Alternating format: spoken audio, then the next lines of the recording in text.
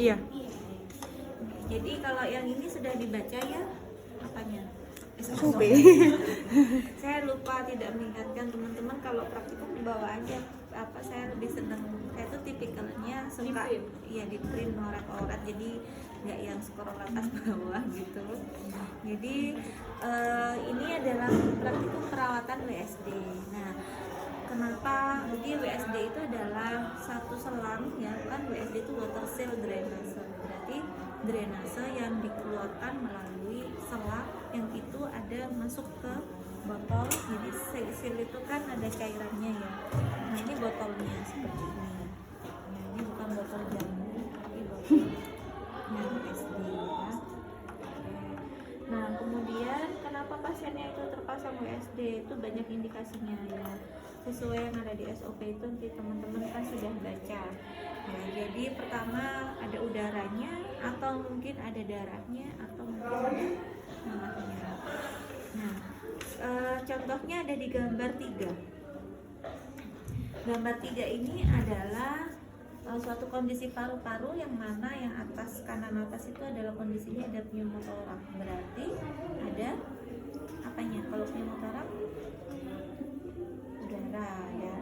Kalau dia ada darahnya berarti namanya hemotoraks. Kalau ada darah dan udara namanya hemopneumotoraks gitu ya. Nah, kenapa cairan ini di bawah? Karena berat jenisnya dia lebih besar ya daripada udara, sehingga kalau ada cairan maka selangnya ini harus agak ke bawah. Nah, ini nanti diketahui dengan pemeriksaan X-ray ya, dengan radiologi, sehingga nanti menentukan dokternya itu, karena yang memasang adalah dokter bedahnya. Nanti dokternya akan menentukan, oh ini dipasang di mana. Kalau udara berarti dipasangnya di ICS 2. Kalau itu darah kayak atau nanah gitu ya, tariknya ICS-nya selangnya ditaruh di ICS 5 atau 6 gitu. Kemudian ada beberapa jenis botol gitu ya. Ini kebetulan botolnya yang mungkin dalam tanda kutip baru ya. Baru tuh kalau dulu tuh memang bukan seperti ini. Kalau teman-teman tahu toples kaca di kue lebaran tuh ya. Nah itu kan yang bulat itu silinder. Nah itu botol satu botol itu untuk satu fungsi. Nah kalau ini kan bisa dua ya, masih kanan kiri, ini bisa satunya untuk produksi mengeluarkan darah, satunya udara. Jadi ada yang botol itu sistemnya tunggal, ada yang 2, ada yang 3, seperti di gambar yang keempat, gambar 4. Nah ini ada yang sistemnya itu 1, ada yang double, ada yang triple. Nah dimana kalau yang 1 nih sistemnya sifatnya itu lebih simple ya, mengeluarkan darah ya. Kalau yang kedua ini bisa dengan udara juga, jadi dia disambungkan dengan suction. Sudah praktikum suction ya. Jadi suction itu fungsinya adalah untuk menarik cairan ya. Oke. Kemudian yang ketiga ini ada 3, ada yang water seal, ada yang suction, ada yang untuk drainase saja ya. Tapi karena sifatnya ini satu-satu ya, dan botolnya itu juga resiko pecahnya tinggi ya, ini sudah jarang sekali dipakai. Saya nggak tahu kalau di rumah sakit daerah apakah mungkin masih pakai ini ya. Ya dengan kearifan lokal mungkin iya ya. Tapi saya nggak tahu di mana ya. Jadi kalau di sini ini adalah botolnya plastik tapi sudah ada ukurannya. Nah, di sini kan ada skala ukurnya mulai 100 sampai 2000 ya. Nah, ini nanti kalau cairannya di sini udah penuh maka jalan ke sini gitu. Sifatnya begitu. Kemudian ini bukan kosong. Jadi kan ini selang ini ya nanti disambungkan ke pasiennya. Kalau ini sudah penuh maka harus diganti, dibuang isinya ya. Kemudian diganti cairannya. Ini ada tulisannya water levelnya di sini. Jadi tidak boleh cairannya lebih dari itu. Gitu, cairannya itu apa? Isinya adalah air steril atau aqueous ya. Jadi bukan NaCl. Nah, terus selangnya ini tidak boleh menyentuh basisnya, tidak boleh menyentuh dasar botol ya. Nanti kalau dia tuh jaraknya ya 1 sampai 2 cm dari dasar. Kenapa harus ada jarak? Supaya cairannya justru ini kan tujuannya untuk mengeluarkan darah dari sini ke sini ya, dari pasien ke botol. Kalau dia terlalu banyak cairannya, terlalu banyak ini kerendam ya, kemudian atau mungkin dia menyentuh dasar, yang dikhawatirkan adalah justru cairannya kesedot ke pasiennya, bisa bahaya ya gitu. Jadi jangan sampai kitanya tujuannya mau menolong tambah mempercepat ajalnya ya gitu. Jadi dia tidak boleh sampai terhirup lagi gitu. Nah, ini ada lubangnya. Nah, lubangnya ini bisa untuk mengeluarkan udara. Jadi kalau tadi ada pertanyaan, jadi kalau isinya pasiennya itu ada darah, pneumotorak, ada darah sama udara, darahnya ke sini, udaranya kemana gitu. Jadi di sini ada lubangnya juga ya. Jadi untuk mengeluarkan udara juga ya gitu. Nah, kemudian ini nanti fungsinya juga bisa sebagai bisa kalau misalkan tapi enggak ini ya. Ini sifatnya single ya. Jadi untuk membuang udara di sini dan mengeluarkan cairan pneumotoraknya. Gitu ya. Kemudian ini harus posisinya harus lebih rendah dari pasien. Ya, jadi pasiennya posisinya di head elevasi. Di head elevasi itu ditinggikan kepalanya. Kemudian ini ditaruh di bawah pasien, tapi di bawah bukan berarti ditaruh di lantai ya, jadi dia nggak boleh sampai menyentuh lantai ya. Pertama tidak etis ya, kedua nanti sulit dievaluasi ya, jadi dia ditaruhnya di samping bed. Oke, nah gitu. Nanti kalau dia penuh ya kita harus buang, dan sebelum dibuang itu harus dicatat volumenya berapa. Dibuangnya setiap 24 jam sekali. Jadi bukan kecuali kalau dia misalkan post op hari ke-0 atau pertama. Jadi kalau dia dipasang hari ini, hari apa ini? Rabu, itu adalah hari ke-0 post op, bukan hari pertama ya. Besok baru hari pertama post op. Nah, biasanya hari ke-0 sama hari pertama itu lagi banyak-banyaknya. Kalau misalkan dalam satu shift ternyata sudah sampai 1.500, maka boleh langsung dibuang. Jadi nggak nunggu sampai 24 jam amber. Gitu ya. Jadi kecuali kalau sudah hari ketiga keempat, dan ini maksimal dipasangnya 5 hari. Jadi kalau dia sudah 5 hari pasiennya masih megah-megah, produksinya masih banyak ya, kita curiga yang lainnya.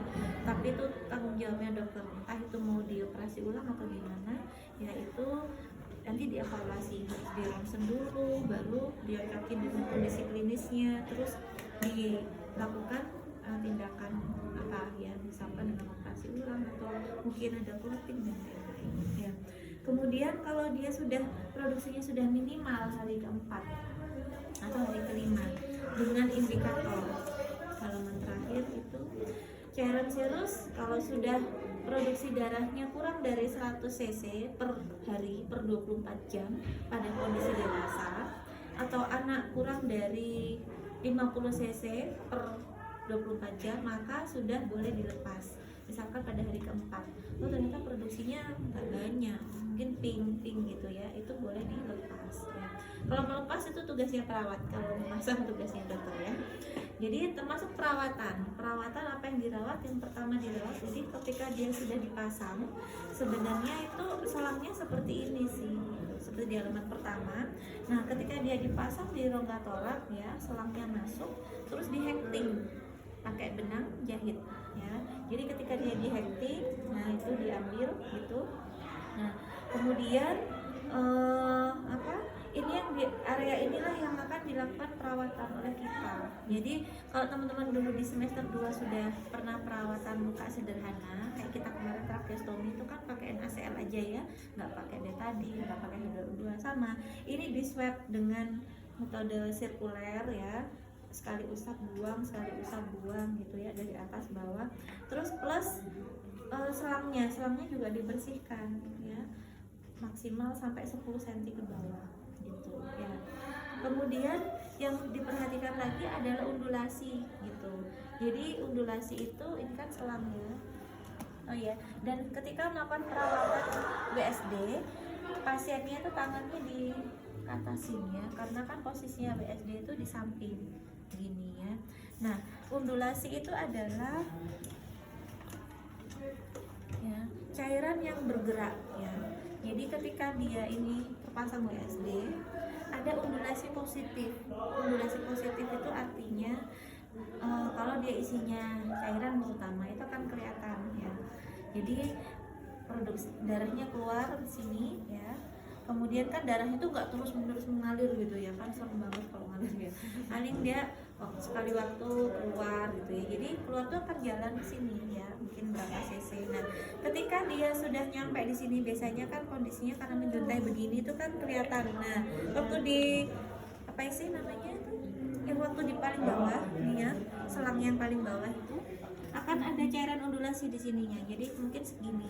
Nah, itu cairannya akan bergerak seiring pernafasan pasien. Jadi kalau dia inspirasi, cairannya tertarik ke pasien. Kalau dia ekspirasi, cairannya tertarik ke botol, gitu ya, ke arah.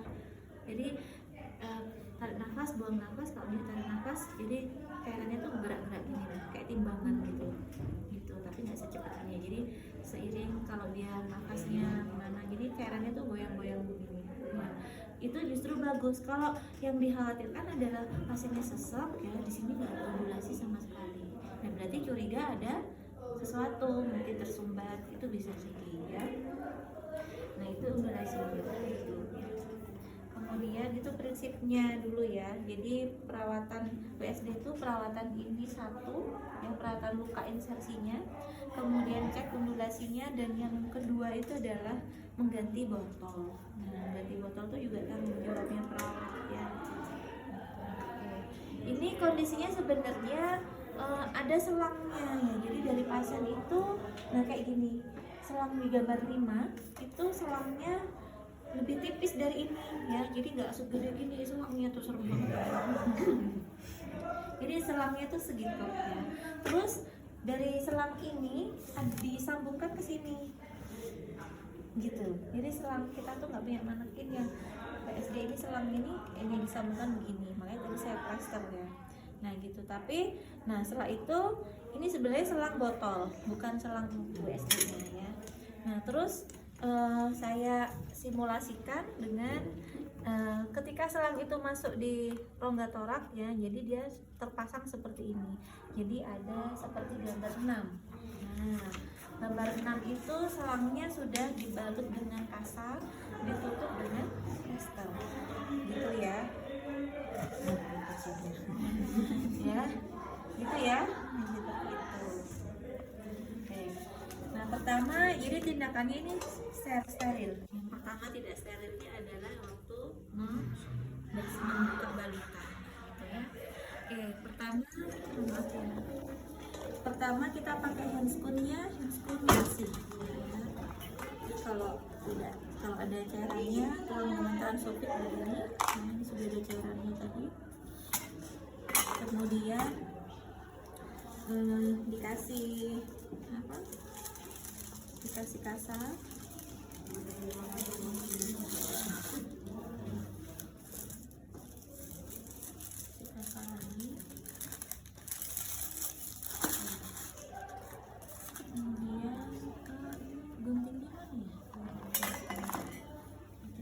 Juga plasternya.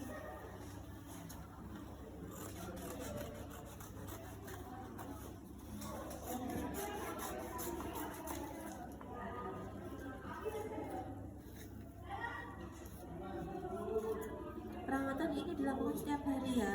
Jadi biasanya pagi hari itu tindakan kita itu banyak. Jadi kalau pagi hari itu kita panen ya, mulai dari facial hygiene, periodic hygiene, memandikan pasien, perawatan luka, kasih obat gitu. Gini ya. Paketnya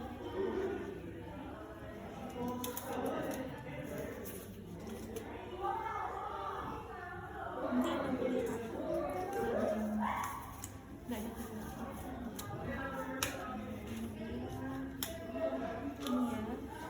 Kita buka balutan biasanya dibasahin pakai apa? Step ya. Kalau disemprot atau pakai. Kalau tidak ada, ya berarti harus hati-hati dulu. Ya,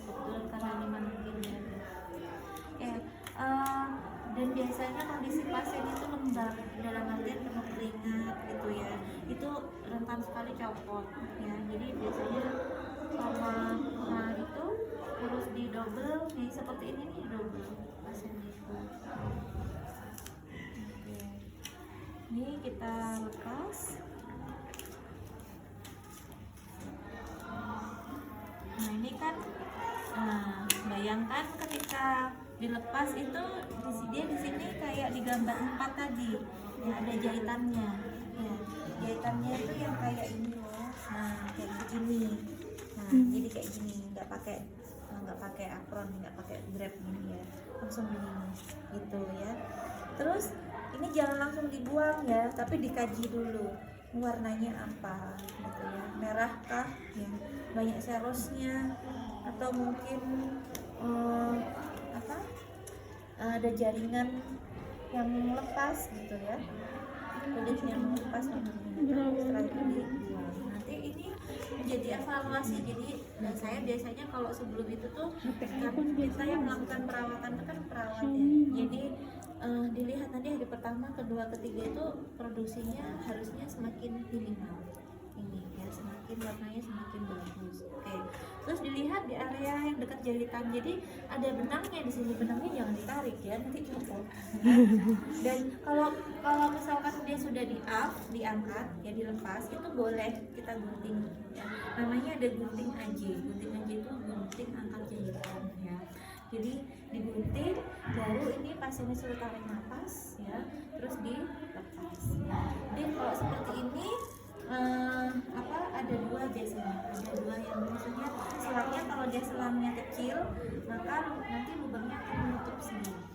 Kalau dia mungkin selangnya besar gitu, jadi benang yang tadi itu jangan digunting dulu ya, jadi pasiennya maksudnya yang benangnya itu biasanya nyambung dua, satu di dalam, satu di luar. Nah itu salah satu digunting, baru setelah itu diambil selangnya, terus benangnya dirapetin gitu, jadi akan menarik jaringan. Nah saya pernah gagal ya, jadi akhirnya ditutup dengan plester, dengan kasa dan plester. Oke. Kondisinya kalau seperti ini ya, nanti dipalpasi ya, di situ dicek ada pembengkakan enggak ya, ada kemerahan, serus dan cairan dan lainnya gitu ya. Oke, setelah itu kita ganti dengan sarung tangan steril. Oke, memori ya, nanti teman-teman ini kan kaknya teman-teman ya, jadi boleh dipraktekkan pakai handphone sterilnya ya. Terus setelah itu kita ambil kasa ya, masih ingat cara meresnya kemarin ya. Oke. Pakai tangan boleh-boleh ya, tapi alangkah indahnya kalau bisa menggunakan pakai pinset ya. Saya sih lebih senang pakai tangan ya, cuma ini kan sederhana sebenarnya perawatan luka WSD itu, jadi lukanya itu minimal ya. Oke. Ini jangan lupa ya, sebelum tindakan pastinya pasiennya harus disapa dulu, jadi jangan fokus kepada tindakan, ajak ngomong gitu ya, Pak tadi gimana tidurnya gitu, kita rawat luka ya gitu. Jadi ininya kan masuk ya ke sini ya, nah ininya di swab gini ya, 1 kali usap buang, nanti ambil lagi kasanya, terus kali usap juga buang ya. Kalau dia bisa ditarik gitu ya, tarik sedikit ya, jadi tetap semua lapangnya itu kena gitu ya. Kemudian yang terakhir tadi swab 1, swab 2, yang terakhir ambil lagi ya, kita ambil lagi. Kemudian yang terakhir ini ke selangnya, jadi selangnya ini ya, katakan begini, selangnya itu di swab sampai 10 cm kira-kira. Nah, jadi nggak harus sampai bawah, terus dibuang. Oke gitu ya. Kalau dan saya rasa juga nggak usah yang sampai ditiup gitu ya, kalau mungkin terlalu basah boleh langsung dikeringkan ya. Terus ke sini sudah. Sebenarnya kalau dia ada iritasi biasanya dikasih salep, kalau enggak tetap seperti itu. Jadi sama kayak tracheostomi itu cukup diswab dengan NaCl, ditutup lagi dengan kasa steril gitu ya. berarti selanjutnya kita pakainya tadi habis rasanya. Kita untuk menutup ini ya, jadi nanti sifatnya itu kayak gini. Nah, kebetulan ini tuh yang digambar itu ada produk pabrikan yang langsung siap pakai. Jadi dikelentek langsung pasang, enggak kayak gini. Kalau kayak gini nih kan, kalau kayak gini tuh di manual ya, dia custom. Nah kalau custom itu harus ada gunting sterilnya, ini nggak ada gitu ya. Atau kalau tidak ada katakan gini ya, sudah ditutup begini. Nah ditutup aja ya, ditutup baru nanti kita restart gitu. Itu untuk perawatan luka saja ya, belum mengganti balutan.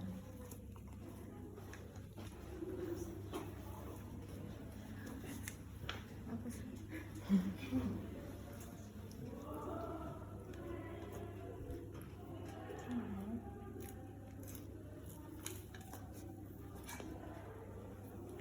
Oke, satunya begini ya, satunya begona.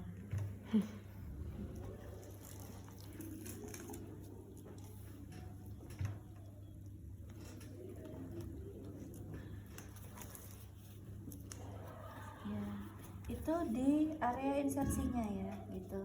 Kemudian kalau kita mau mengganti selangnya itu harus diklem ya. Pertama, jadi bayangkan tadi ini selang begini terus nyambung ke sini. Ya, selangnya itu dimasukkan. Yang selang ke sini ini tadi diklem. Diklem ya guys, diklem, klik gitu ya. Satu, jadi selang yang ke pasien diklem ya.